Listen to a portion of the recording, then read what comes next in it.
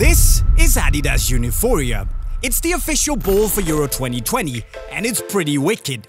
But it's also pretty expensive. So today I'll take a look at the successor to the last Euro match ball, the Ball Shirt, and dive into why match balls are so expensive. Plus, I'll of course take the Uniforia for a spin to see what the players can expect from the ball at Euro 2020.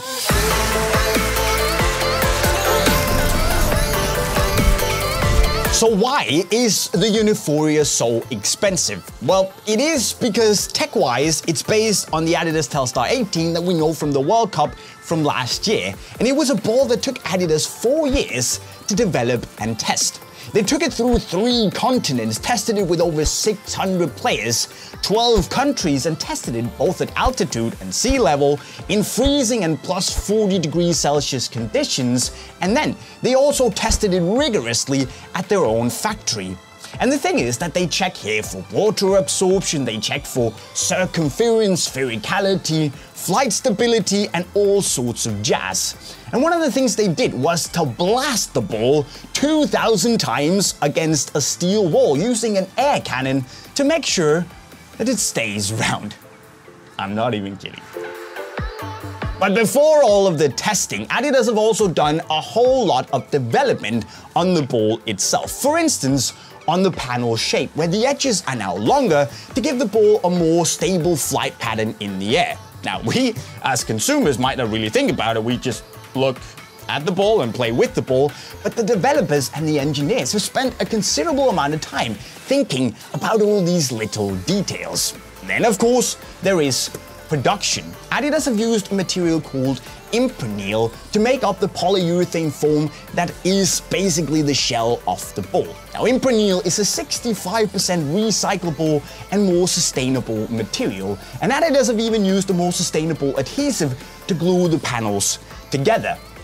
And all of that stuff costs money, so the more expensive the development and testing is, well, the higher a price Adidas have to take for the product. So if we, as consumers, want a more innovative product, we also have to pay for it.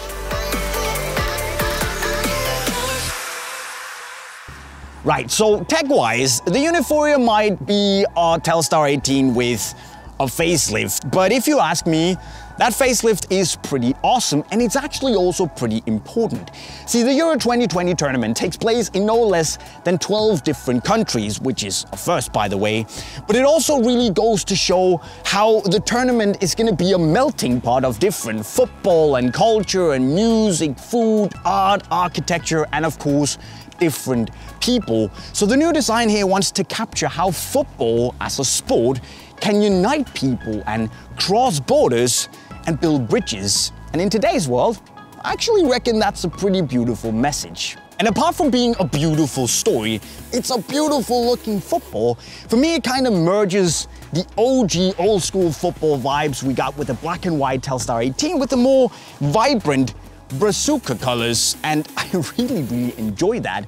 And then of course there's also the fact that we have the different host cities and their geographical coordinates on the panels all over the ball, which I love.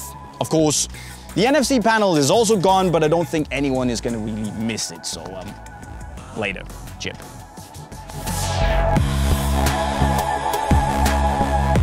So we talked about how this was basically a Telstar, and on the pitch, it also feels a whole lot like it. It's got a relatively soft and padded touch. It's a fast football that really pings and fizzes off your foot when you strike it hard. And it also does have a lot of movement to it. It's not team-geist or Jabulani crazy, but despite Adidas's efforts to really make it dead stable in the air, it does move a little bit. It is a bit of a wild ball. So it's fun to shoot with, probably less fun for the keeper, especially because the ball is now a little bit more slippery because Adidas has somehow changed the coating, so it is a bit more shiny and a bit more slippery. The grip is still okay, but I did feel that I lost a bit of control at times compared to the Telstar 18. It's a very good football, but there are things that could be better. But that's how it goes.